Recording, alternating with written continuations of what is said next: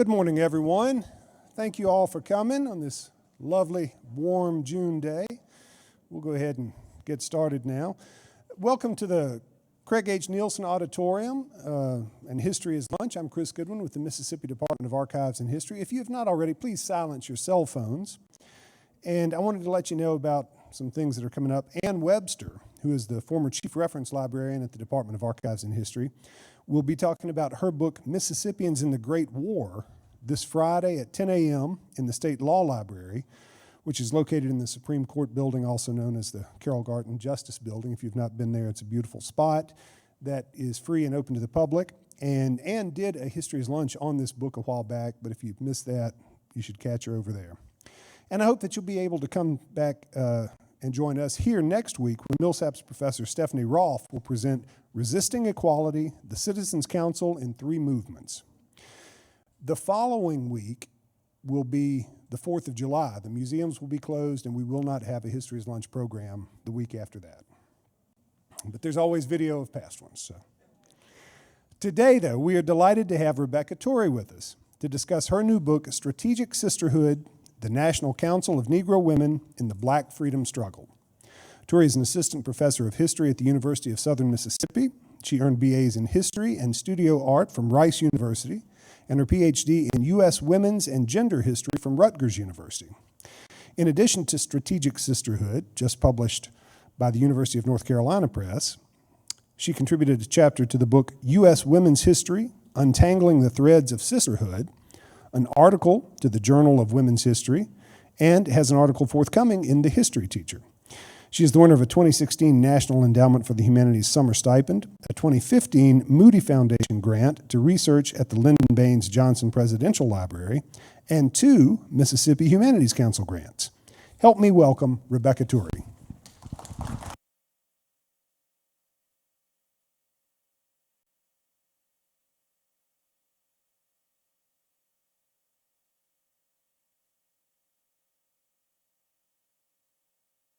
Morning. Can you hear me? Okay.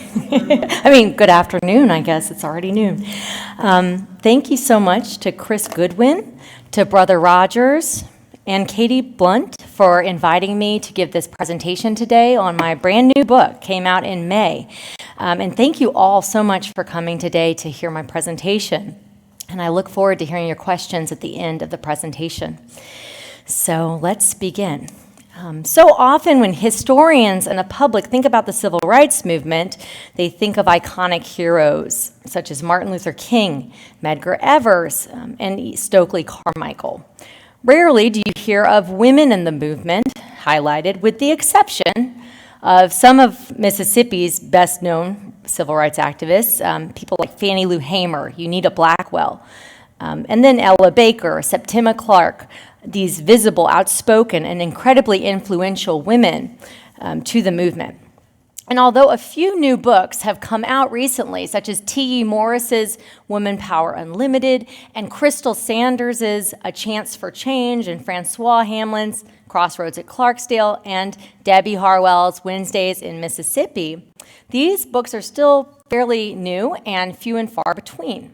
These books have highlighted women's role in the civil rights movement, but there's much more to be done. Rarely do you ever hear of the civil rights activism of women's organizations such as Delta Sigma Theta, the Young Women's Christian Association, or the National Council of Negro Women making it to a larger public audience in the popular story of the civil rights movement. But from the earliest days of the civil rights movement, through its heyday, women were a significant presence in the movement, and I must acknowledge there are many, many women from the movement here in this very room, so I applaud you being here, and I hope that, you have a lot of questions for me at the end. But let's see, okay, Chris, I'm going too far. Okay, and this is my image of the March on Washington from 1963, and there in the very middle of this image is whom?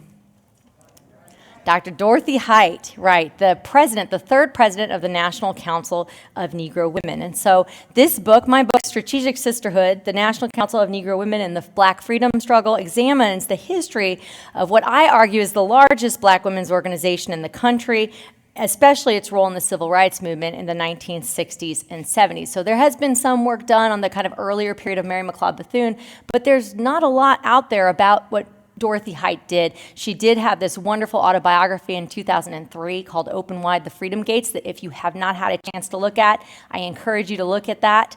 But for the most part, there have been very few historical studies of this period of the council.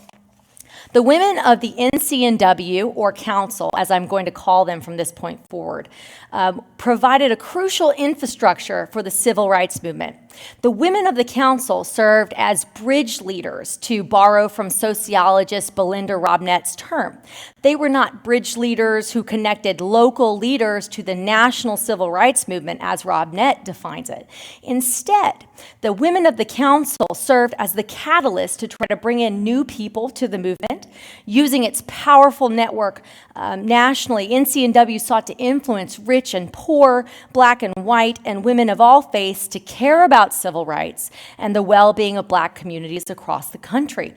The NCNW also brought civil rights activists into touch with government officials. They brought money to the movement. Finally, they used their national network and respectable reputations to bring resources in addition to money and provide jobs to other civil rights activists who were considered too radical, too local, or too controversial to acquire these resources on their own. The NCNW was first formed in 1935. Is anyone in here a member of the National Council of Negro Women? Real quick. Okay, wonderful. So it was formed in 1935 by Mary McLeod Bethune, the founder of the Florida Daytona Institute for Girls, which later became known as Bethune-Cookman College and is today Bethune-Cookman University. She was also a very prominent clubwoman. She had been the president of the National Association of Colored Women. For those of you who don't know, Bethune is right here. Now, I have to point out as well that this is a great picture of the council. This is actually an image of Bethune at her retirement party in 1949 as she was retiring as president of the council.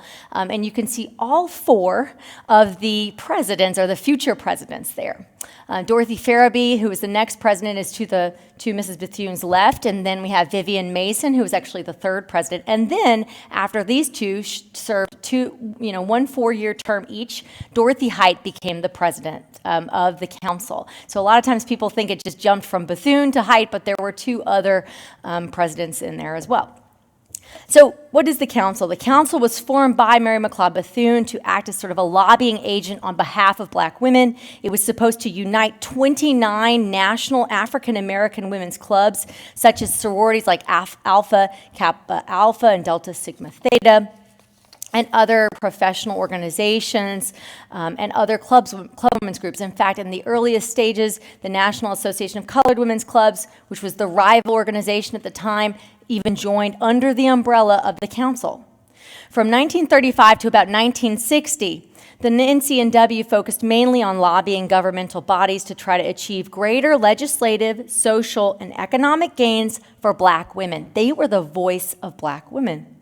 For the most part, in the first 2.5 decades of its existence, the council stayed out of direct action activism like that with the Congress of Racial Equality was doing with sit-ins in the North in the 1940s, and then with SNCC in the 1960s. They were supportive, but they kind of stayed behind. Instead, these middle-class black women sought to change the situation for African Americans by pushing for the passage of legislation more than anything to benefit black Americans, especially black women. I do want to emphasize, though, that a lot of members of the council were involved in some of these other direct action civil rights organizations.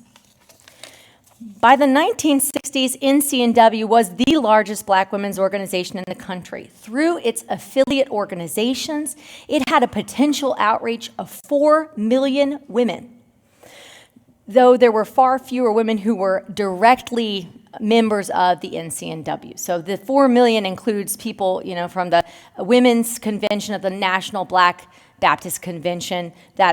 So that's their kind of potential outreach. But that's a potential network as well.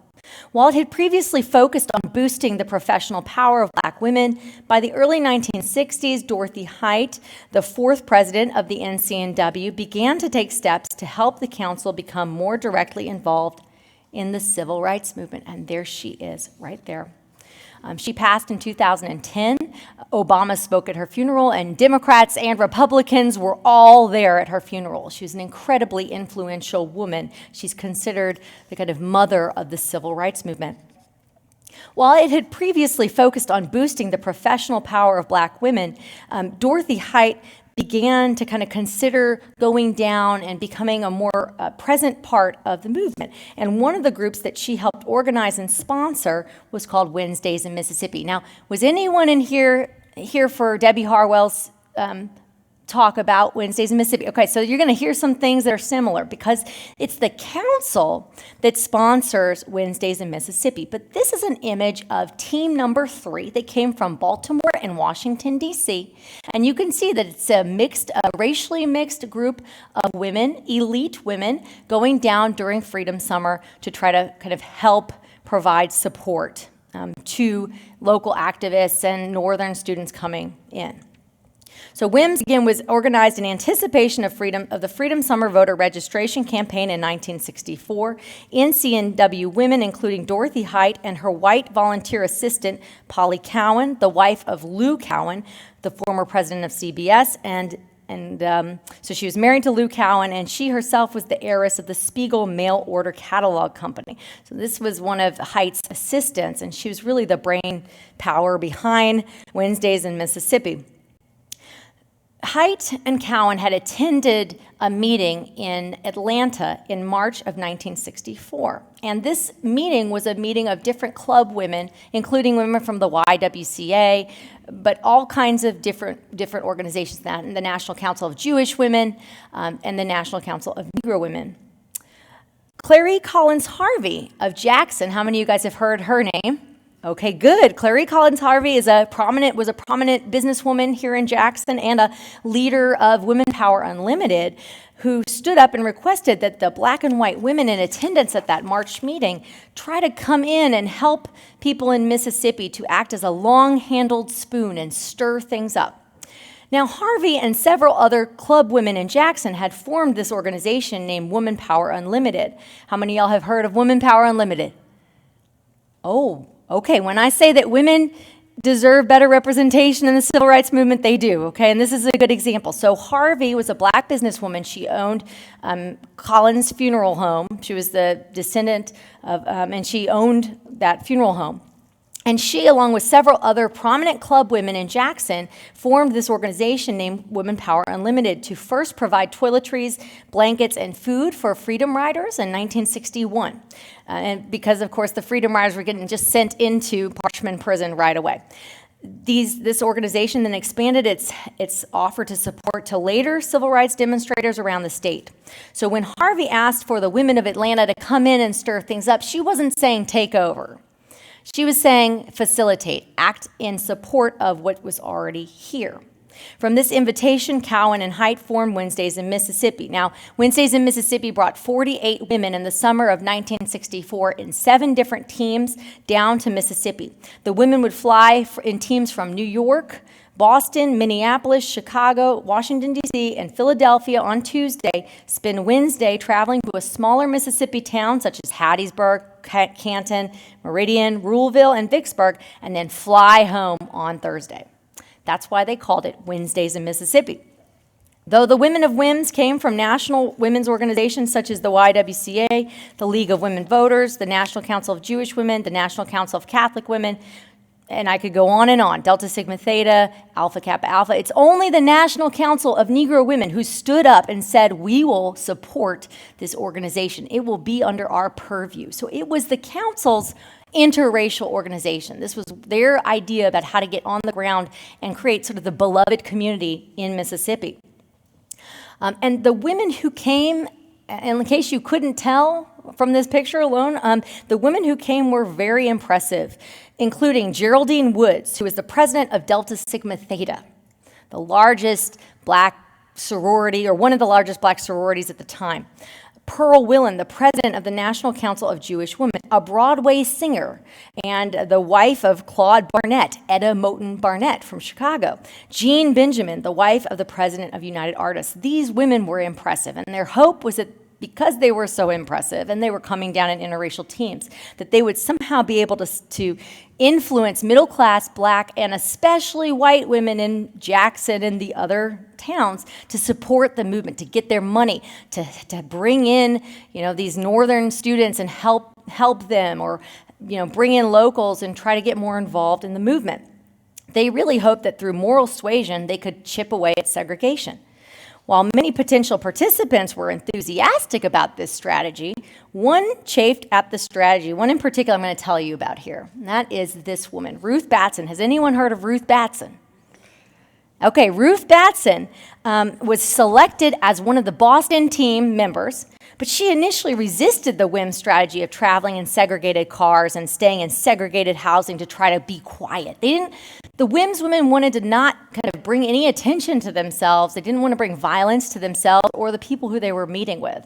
So they were trying to go kind of incognito. Well, this really disturbed Batson, because Batson had been heavily involved in school desegregation in Boston, and she hated the idea of abiding by what she knew was an unjust system of segregation.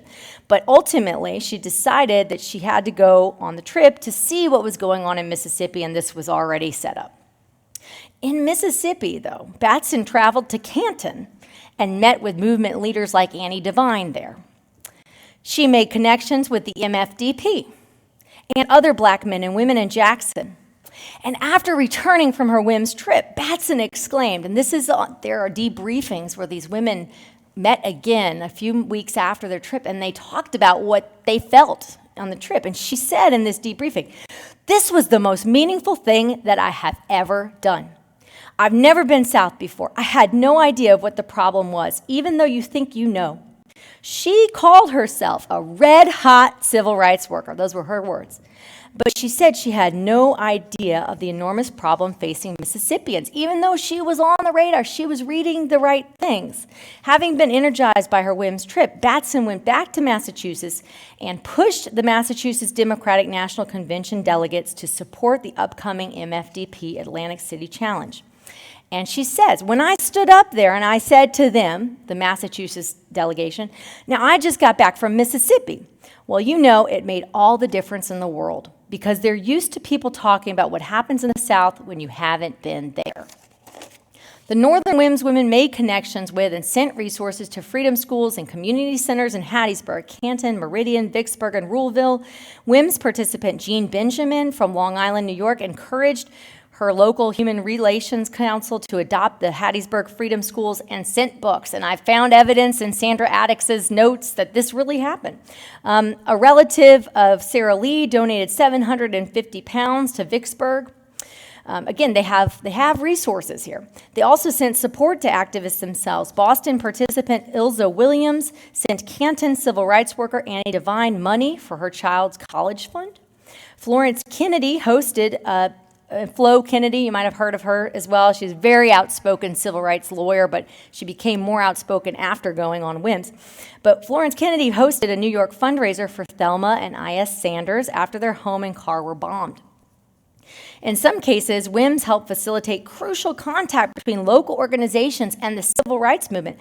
For instance, the Boston team helped to introduce the leadership at the Holy Child of Jesus mission to local civil rights leaders. This connection became even more important when the mission sponsored a Head Start Center the following year. And then in 1966, this mission served as a triage place and meeting space after the brutal gassing of protesters at in Canton during the Meredith March Against Fear. And it was WHIMS that first made those connections. Before that, they claimed that this mission was kind of an island in the Black community. There was a nun on that trip, so that was how that connection began. After the summer of 1964, Cowan and Haidt were not sure that they wanted to return the following summer, but after the women from the South proclaimed that the project had indeed been helpful, they returned.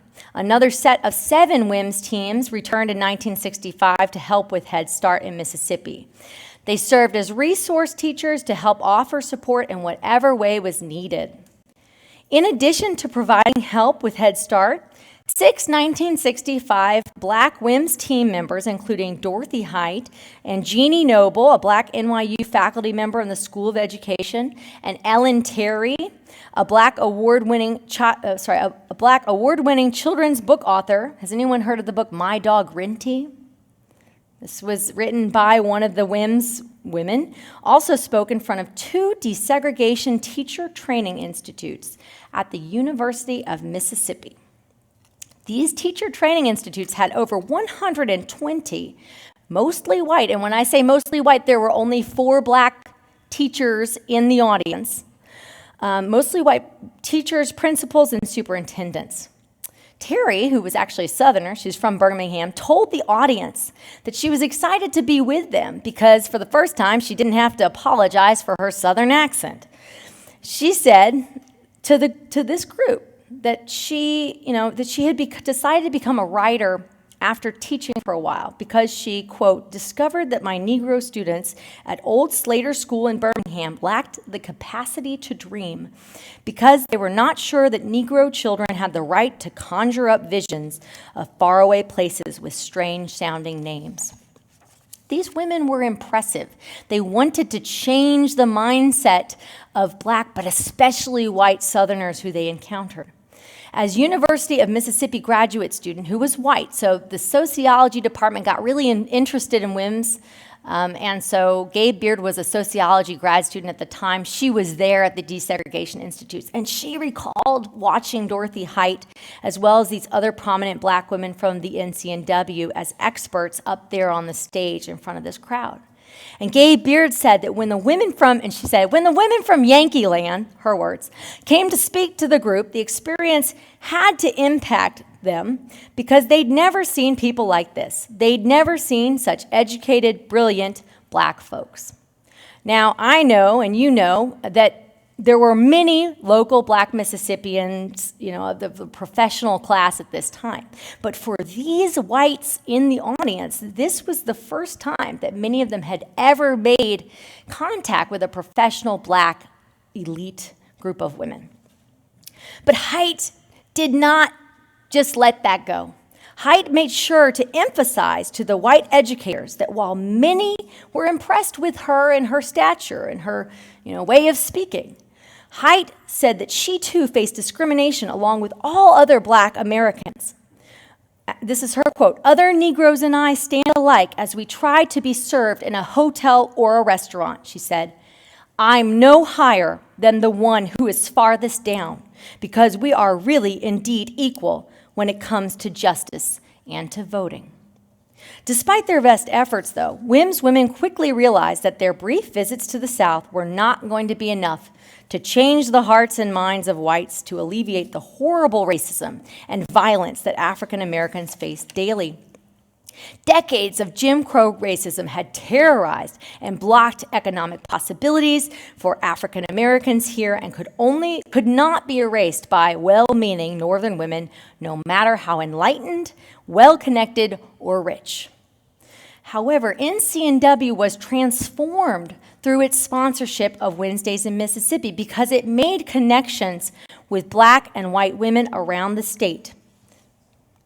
And I'll go to this picture, including the women of Woman Power Unlimited and other local activists, including Annie Devine, Thelma Sanders, Lily Bell Jones, Jane Scott, Winifred Green, just to name a few. And of course, on the left what famous civil rights activist that is. I don't have to tell you. And here is Dr. Height here, and here is Polly Cowan. This is the only image I have of her, but really she gave her heart and soul to the NCNW in the mid-1960s. And Wednesdays in Mississippi was very much, a project she cared deeply about.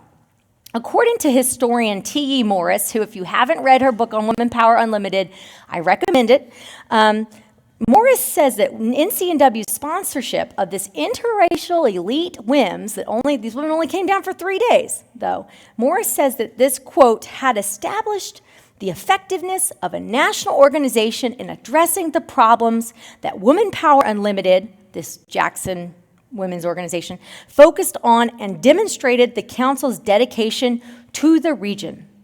The women of Woman Power Unlimited chose to disband their Jackson-based organization in the late 1960s and join the NCNW. And they kind of folded into the Jackson NCNW that was formed in 1967. The council watched eagerly as interest in their organization began to grow with these visits to the South. Although Cowan and Haidt decided not to sponsor another WHIMS trip in the summer of 1966, they did decide to host a workshop in November of 1966 to bring together Black women across the state as a unified voice. Has anyone ever heard of this? No, okay. But NCNW was trying to bring together the woman power of the state of Mississippi, the Black woman power of the state of Mississippi. The NCNW sub-organization Wednesdays in Mississippi renamed itself with this November 1966 workshop. They called themselves Workshops in Mississippi and envisioned themselves as the organization to serve as a liaison between grassroots activists around the country and government officials, especially in this burgeoning war on poverty.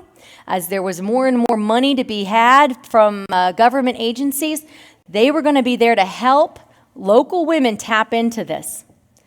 Dorothy Haidt sent out a call for Black women leaders across Mississippi together to join this November workshop to identify their concerns as Black women for their communities. She invited an impressive group of women from around the state, including Mrs. Jeanette Smith, who just passed a few weeks ago, unfortunately, from from Forest County, and Mrs. Natalie Mason, the wives of NAACP leaders. And we don't talk a lot about the wives unless something, in the case, obviously, Myrlie Evers is one of the people that we do talk a lot about, but for the reason of Medgar Evers' tragic death. But these other wives of NAACP leaders were very important. They were crucial to the work that their husbands were able to do. And so Jeanette Smith was the wife of Dr. C.E. Smith, the Forest County NAACP leader, and then Gilbert Mason was, in Gulfport on the coast, also a head of the NAACP. Haidt also extended the invitation to Annie Devine of Canton, Jessie Mosley, and others. Although Aaron Henry's wife, Noelle, could not leave the family pharmacy to attend the workshop, she did write to Haidt that, quote, and this is in a letter to Haidt that I found, when this organization, meaning the council, speaks, it can be said, this is the voice of Negro women in Mississippi. 53 women showed up at that November meeting, hailing from 14 towns of all sizes. 9 of the women were community organizers. 14 worked for Head Start. 11 were teachers. 4 were social workers. 1 was a librarian, and others were involved in social agencies. Haidt chaired the conference with Cowan as its director. At first, the councilwomen, though, in this workshop still focused too much on respectability and put off folks like Myersville-based SNCC activist Unita Blackwell. Let's see. Oh, sorry. I'm going to push on to her picture, and I'll come back to the other picture there. There's Unita Blackwell. Blackwell attended the November workshop. She'd been invited by Coleman Miller of the CDGM, Children's Development Group of Mississippi. Looking back a little over a year after this first encounter with the council, she exclaimed, so we went to this meeting and I just couldn't stand it, because it was just some bunch of little biddies sitting there, what I call these highly elites, and they didn't know what in the world was going on in the community. But they was there, talking about flowers and beautification programs and all this other kind of stuff, which wasn't even hitting nowhere what we was talking about. Blackwell was so frustrated by the seemingly out-of-touch agenda of the council that she and a fellow activist got up to leave to return to her hometown of Myersville. But on the way out, Doris Dozier, a young, recently hired NCNW member who had worked on the ground in Alabama with the SCLC, asked her to stay.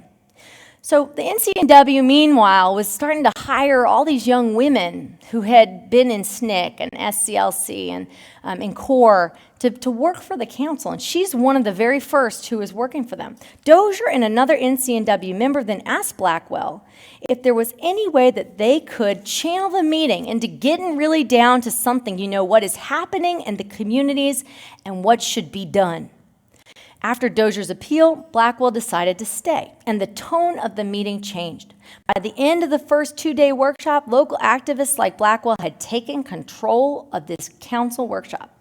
They became task force leaders who were charged with the responsibility to decide what the National Council of Negro Women can do to meet the overall needs of poverty by developing potential and determining projects and places which need leadership training for volunteer work. Those were the council's words in the late 1960s. They were re-envisioning what they should be doing for Black communities. Task force leaders of the council workshops then included Annie Devine of Canton and Blackwell. These women emphasized at the council that local involvement was influenced by resources. For instance, if women didn't have the money to travel to a conference, they could not come. So they were really incorporating people, grassroots people, poor people who could not be involved unless they had some money to support these workshops. 2 months later, NCNW helped subsidize people coming to the second workshop in Oxford. Devine and Mosley were the co-chairs of the conference. 43 women from around the state came. Only 12 had a regular source of income. 8 came from rural communities with populations under 2,500. 3 came from small towns, and 8 came from cities with populations over 10,000. In addition to bringing the local women from Mississippi, NCNW brought in consultants from the Women's Bureau in the Department of Labor, the Office of Economic Opportunity, the Department of Agriculture, and consultants who came in from these organizations were initially skeptical that much could be done in the 3-day workshop. But by the end, NCNW had helped local women create plans for a daycare in Ruleville, a school breakfast and gym uniform program in Canton, and a daycare serving unwed mothers in Okolona. So they already sketched out these plans, and these would come to fruition. All 3 of these eventually were created with the help of the council. After the Oxford meeting, women went back to their home communities to conduct additional local meetings about what their communities needed the most. For instance, in Laurel, Elizabeth Malone reported that childcare was something desperately needed. And a lot of the women said there was a need for NCNW to open up a section in their local community. Workshops in Mississippi also served as a liaison to open dialogue between the women of Mississippi and federal and local government agents, but they also helped educate the government employees themselves. And this was a really important function that they served. When Lillian Palmer, a white federal extension agent of the U.S. Department of Agriculture, spoke in front of the Oxford conference, she tried to teach the women about stretching their incomes by better budgeting. That was what her presentation was all about. Her presentation was read as offensive by the local women because it implied that poor women had enough money to even consider budgeting it, and that poverty was a product of their own fiscal irresponsibility. The women attending this Oxford conference pointed out that many of them made less money than Palmer's assumed lowest salary for a budgeting family. Thus, they taught the government expert. Fannie Lou Hamer was present at this second workshop in Mississippi meeting, and she was so incensed by Palmer's presentation that she threatened to leave the conference for good. Polly Cowan, again, maybe I'll go back to both Hamer and Cowan. Polly Cowan, who had continued to be heavily involved in workshops in Mississippi, coaxed her back in and promised that she would play the tape recording. Cowan was very smart. She always recorded everything. And so if you're interested in this, there are great recordings at the National Archives of Black Women's History in Washington, D.C. Please go use them. They're amazing. Okay? But she tape recorded this session, and she promised to play this for the U.S. Department of Agriculture about how not to talk to people in these kinds of conferences, and she did it. And Hamer stayed. And Hamer stayed so much that this is a picture of the 1967 annual convention. And so Hamer became a pretty important member of the council from the mid-1960s onward. Influenced by Palmer's problematic assumptions about the Mississippi poor, NCNW sponsored yet a third workshop. Closing the Communication Gap was the title of it. It was in Indianola in late June of 1967. And the workshop began with the premise, how can we get better relationships in the future than we have had in the past? Height moderated the workshop while Hamer recruited participants. Workshops in Mississippi and its parent organization, NCNW, decided to label all of the participants consultants. By giving them this title, workshops established the rural poor as leaders in that county, and paid them for their expertise in understanding poverty firsthand. And they made it feasible for them by paying them a stipend to actually attend. Workshops paid for each woman's stay in a motel for 2 days. The Black participants, who were the women of the Delta, aired their grievances in front of government officials, including local whites. Dorothy Height, always very savvy, encouraged the women, though, to present themselves in the collective, to speak collectively about their concerns for their communities, to make them less likely to suffer reprisals. With this strategy in place, the women testified about the horrible conditions that they endured. One woman testified that she had so many holes in her roof that she had to put on full rain gear inside her house when it rained. Another explained that her family had to sleep in scarves and winter clothes to combat the lack of heat in their home. And another told officials about how her home had so many gaping holes that there was no place where she couldn't see outside, and that's not because of windows. At one point, a war on poverty official was expounding on the benefits of the newly established food stamp program, which cost a minimal fee. He argued that food stamps were so cheap that surely they were affordable to all people. One woman stood up and said, "Mister, we ain't got nothing." She stopped the official in his tracks and showed him the limitations of the food stamp program in helping the poorest of the poor in Mississippi. The council helped legitimize poor Black women's stories in front of white officials because of women like Dorothy Height, who were so well respected, right? Sunflower County Clerk Jack Harper was initially skeptical. He was invited by the council to the Indianola workshop, but he wasn't sure, but he decided to come out of curiosity. Over the course of the 2-day meeting, he began to see the value in the conference. But when a young woman stood up to testify that she had been unknowingly sterilized in a local hospital after giving birth, a procedure that was so common it was given the nickname of a Mississippi appendectomy, Harper interrupted her, claiming that this was flatly untrue. And Height supported this woman. She stood up, she responded in her regal, calm manner. In our experience, it was hard to get 50 Black women together without someone telling that story. By the end of the conference, Jack Harper claims that he had learned a great deal, and he gave thanks to Height to helping to bring his community together. In this instance, a man who had previously seen these same testimonies as false came to reevaluate his own biases and even eventually, according to Dr. Height, became a friend of the council. After boosting their presence in Mississippi, the NCNW changed its direction to become more concerned with the needs of the poor around the country, but it focused much effort on Mississippi. Mississippi was its heart and soul in the 60s and 70s. In 1968, Greenville-based Delta Ministry activist Thelma Barnes lost her bid for Congress to Thomas Abernethy, a known segregationist. Later, Dorothy Height asked Fannie Lou Hamer how Barnes had lost even in Washington County, which had a 70% Black electorate. This was long after the passage of the Voting Rights Act. Hamer pointed out that some Black residents had been threatened and others had been bribed away from voting with promises of new jobs. Now, of course, we know that gerrymandering and all kinds of political chicanery was happening as well, so I don't want to minimize that. But to the council, they got an idea. Hamer told Height, "You see, Miss Height, down here, food can be used as a political weapon. But if you have a pig in your backyard and some vegetables in your garden, you can feed yourself and your family, and nobody can push you around." So now I'll go to this picture. And so NCNW then began Hunger USA in Sunflower and Bolivar counties in Mississippi and Macon County in Alabama. some of the poorest counties in the country. NCNW established cooperative food centers in these locations, implementing plans made by the poor themselves.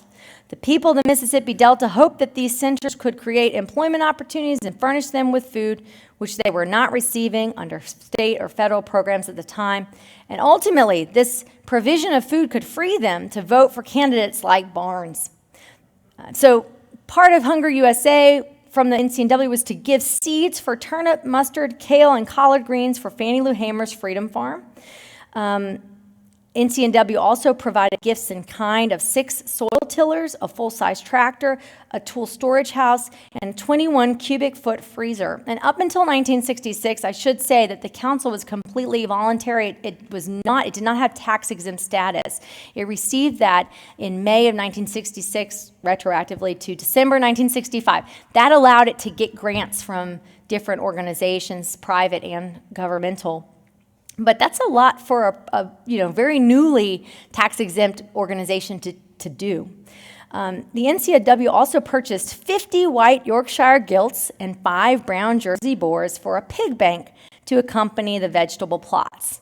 And this has been written about in other places. How many of y'all have heard of Fannie Lou Hamer's pig bank? NCNW got the pigs. NCNW's who bought the pigs, and they continued to buy feed and fencing material. By 1973, the pig bank had produced 3,000 pigs. In 1967, NCNW also began to develop plans for a low-income home ownership program called Turnkey 3. Blackwell became co-director of this project. Now remember, I told you how it began, how she first felt about NCNW, but she quickly kind of changed her opinion, and NCNW hired her as national staff. She became the co-director of Turnkey 3 around the country, along with wealthy philanthropist and housing authority Dorothy Duke. While Duke was formally educated and had technical competence in the area of housing, Hite chose Blackwell, a sharecropper who had been involved in SNCC, as the local expert. As Dorothy Hite told Unita Blackwell when hiring her, she chose Blackwell not only because she was smart and motivated, but also because she had lived in one dilapidated structure or another for her whole life, and she knew what it was like to need a good home. This is a picture of Blackwell's house it's actually in her backyard of her more modern house. And the council helped her build her modern house in front of it. That's another image. And this is from 2007 or 2008 when I interviewed her. During the Turnkey 3 project, Hite helped Blackwell build a new home like those of the project to replace her old home. And here are some of the pictures of the first Turnkey 3 homes in Gulfport. Has anyone ever heard of Forest Heights? Okay, Forest Heights was a community, and it was a low-income home ownership project established by the council. The Turnkey 3 housing project brought together a local builder, the housing authority, and the home buyer to create a low-cost, high-quality home ownership program from 1967 onwards. They got funding from the Office of Economic Opportunity and HUD to help families that qualified for public housing move into these homes without a down payment, but an agreement to do maintenance on the properties for subsidized payments. After 30 years, occupants would receive deeds of ownership. Again, the very first Turnkey 3 community was Forest Heights in Gulfport. There were 2 others in Mississippi. The neighborhood, Forest Heights, still exists today, though it was devastated by Hurricane Katrina. These residents are actually going to celebrate the 50th anniversary of the opening of the community next week. And it's a very vibrant community to this day. And I'm going to move on here because I'm running out of time. They also established a daycare center, the Fannie Lou Hamer Daycare Center in Ruleville. They helped establish a daycare center in Okolona, and they helped also establish a daycare center here in Jackson. The poverty projects that the NCNW created around the state gave it a new sense of purpose to bring resources to Black women, children, families, and communities. Instead of promoting itself as an organization of elites seeking to lift those less fortunate than themselves, the NCNW began to promote itself as the voice of Black women around the country, rich and poor. thus even pulling in someone like Frances Beale. Has anyone ever heard of Frances Beale? Has anyone ever heard of the document Double Jeopardy, to be black and female? Okay. And this was published in Tony Cade Bambara's Off Our Backs anthology, and the council hired Beale for 10 years. Among other things, she became the editor of their newsletter. So Dorothy Height gave her a paycheck while she established the Third World Women's Alliance, which was an anti-imperialist, very radical organization on the side. So that's the kind of thing that the council would do. That's why that's why this book is Strategic Sisterhood. But I want to end here by showing you one more thing. Oh, and this is also important. This is the growth of council membership in Mississippi in the 1960s and 70s. You can see how those poverty projects made the council in Mississippi this was the strongest state after all this work that they had done in the 60s and 70s. And the final thing I want to show you, I want to leave you with this. The council decided in the late 60s to begin to reinvigorate its international program. And by 1975, it hosted a side conference during the International Women's Year conference for women of African descent around the world. So it had this conference, this side conference during this very large international conference in 1975. After that side conference, 30 delegates from around the world traveled to no other state than Mississippi. And this is an image in the Cleveland, there's a housing project in Cleveland that they established, and this is the Dorothy Height Community Center in Cleveland. And so you can see international delegates here in the Head Start Center that later that was named for Dorothy Height. And then they went on to Florida where they celebrated Mary McLeod Bethune's 100th anniversary of her birth. And so the council very much was interested in the 1970s and 80s, and they pulled in $1.7 million in government funding to establish international poverty projects that were based on what they had started in Mississippi. They established a pig program in Swaziland that was based on what they had done in the Mississippi Delta. And so in conclusion, I'm sorry, definitely. I hope that you see that this organization shows us the importance of considering the stories of women who were in between. They were not formal political leaders, but they also possessed some means to influence those same leaders while helping those with very few resources. These women provided crucial infrastructure for Mississippians and for all Americans during the Civil Rights Movement and beyond. So thank you so much for having me here today.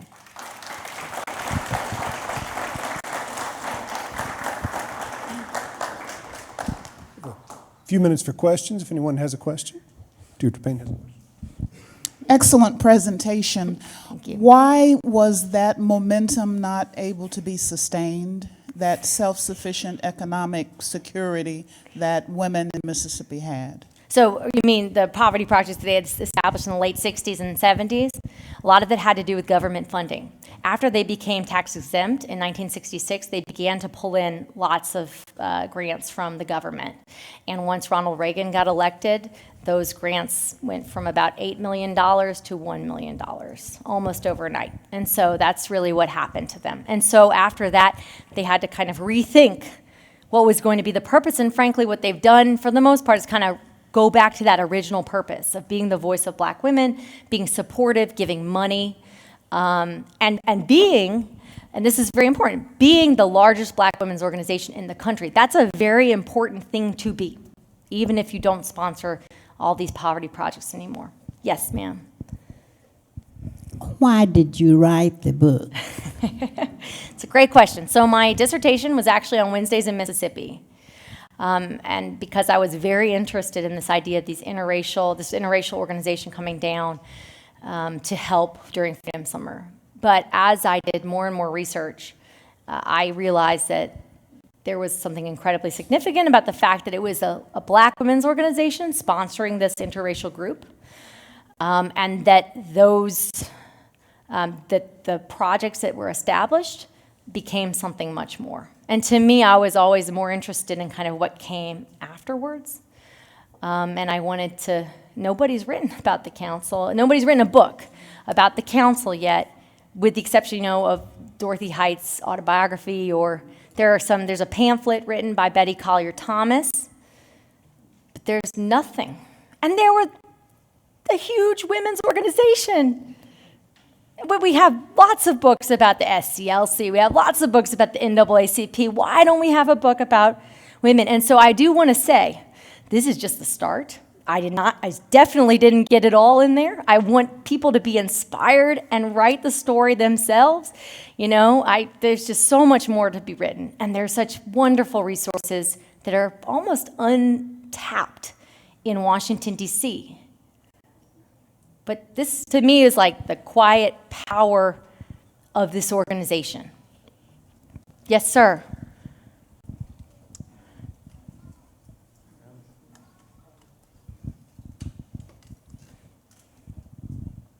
Thanks for, I haven't read the book, but I'm sure it's very well written. But in the Delta, there's still considerable poverty. There's still, especially among black women, very high unemployment and other aspects of poverty. Why didn't the council concentrate more on education, which would have been of greater value in terms of economic growth and development? Because education is vital if you're going to bring about growth and development of any kind. And it seems to me as if that was an area that could have been worked on more by the council to improve growth and development in the Delta area, because there's still so much poverty there. Right. I do want to say that I did not talk about all the things that they have done. And actually, right now, they have a STEM, the council has a STEM program to try to get more and more African-American children involved in STEM jobs. And they did provide technical training. There was something called the Women's Opportunity Program to try to train nurses' aides that actually Charles McLaurin was involved in. There were these different things that were involved, that they did involve themselves in. But in the late 1960s, this was very much kind of what was going on in terms of trying to make self-sufficient communities. They were not the only group trying to find a solution for people to be essentially independent from larger American racism, racist structures. This was their solution to try to bring food, housing, and then in the case of in daycares, to kind of take care of children as well. So they do have training, and especially right now, they have educational initiatives going on. But what I saw going on was that they were really trying to target the very immediate hunger needs that were happening in the Delta. And unfortunately, once the government funding dried up, that made it very hard for them to continue those hunger projects. They have also sponsored healthcare projects. Again, I'm not even touching on everything at all. But this, I think, was the moment where they really they had a change about understanding who they were and who they spoke for. Yes, sir.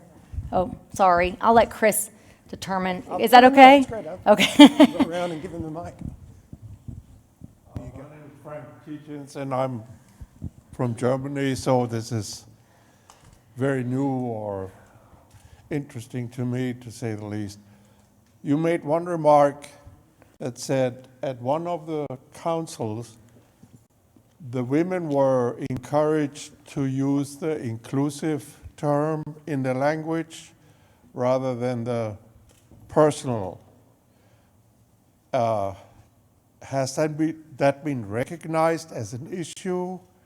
In other words, do we as a society operate as individuals, and we have a hard time to talk and think in terms of a group or society, Right. or more than us? Right.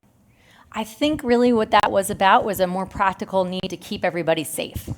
Because, in 1966, Vernon Dahmer was killed. There were people still being killed in the late 60s, people being bombed. So the idea was that if they could speak more broadly about the needs of a community instead of talking specifically about what it was that they were, that those local government agents who were there would not go back and report, or perhaps there might have even been a sovereignty commission spy. It wasn't clear at that time. Sovereignty commission was still very strong. And so Dr. Haidt wanted to try to keep people as safe as possible, right? That was kind of her idea to try to reduce it. But certainly, I mean, the women at the conference were thinking about more than just themselves. They were thinking about the needs of what was going on. That was part of why they were the ones who were chosen to be there. Thank you. Yeah. I just want to introduce Miss Nellie Adams. She's one of the charter members of that Okolona section. Yes. She came down from Okolona today. I didn't know she was going to do that. I like what you've done. I believe I remember when you were going around the state getting this information, and I think I met you in Okolona. You did. You did. I like it because it's so accurate. I remember Polly you did mention the fact that Dorothy Heights came south one year with a busload of women.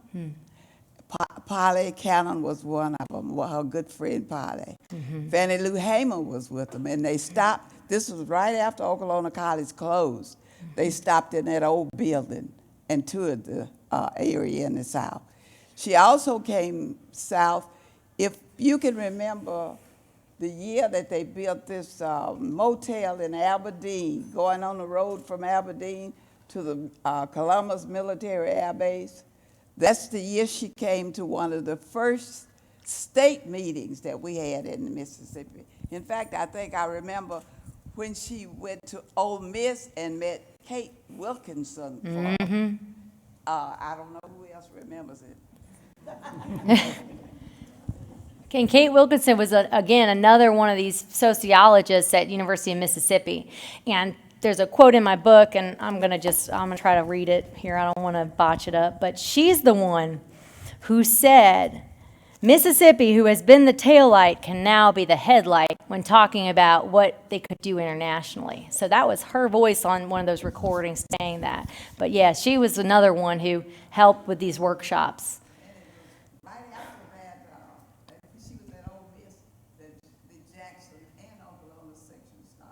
Right. When you talked about the Delta, I went to the bathroom, but I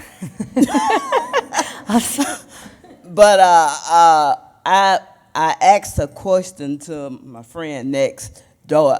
You did not talk on Holmes County and Yazoo County. You did not find any information from Holmes County and Yazoo County because you have a whole group here from Holmes County. I am sorry, I did not get to Holmes County in this book, but I do think that there is a lot to be written, right? I hope that you're incensed that Yazoo and Holmes County are not in here, right? Because that's necessary to write about that. So y'all are from the National Council of Negro Women in Holmes County? No. Oh, okay. We're very active, and I noticed that. And I noticed a lot of history came out of Holmes County, you know. And I did not hear you let her speak on that. Well, this book had to get done, so. But again, I definitely want people to. You should be incensed that there's not more about women. Yes, ma'am. Well, I guess I'm Ellen Reddy from Holmes County. While I was not a member of the Council of Negro Women, I have brought young women into the space today because part of our charge as an organization is to say to these young people, if we've not done the history on Holmes County and Yazoo County, we have a friend in the audience, I think, who will help us to gather that history, and I charge my young people with that task. We've got another Holmes County over there holding up a book, so she may have some.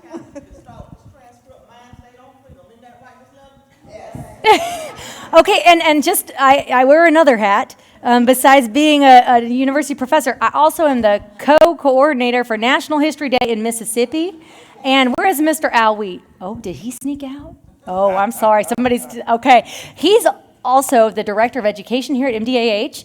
There is an organization called the National History Day in Mississippi, and you can create projects, and we need more projects for students. So if you're interested in that, that might be another way to kind of start a project for these young people here. It's for middle schoolers and for high schoolers, and it's not just about writing a paper.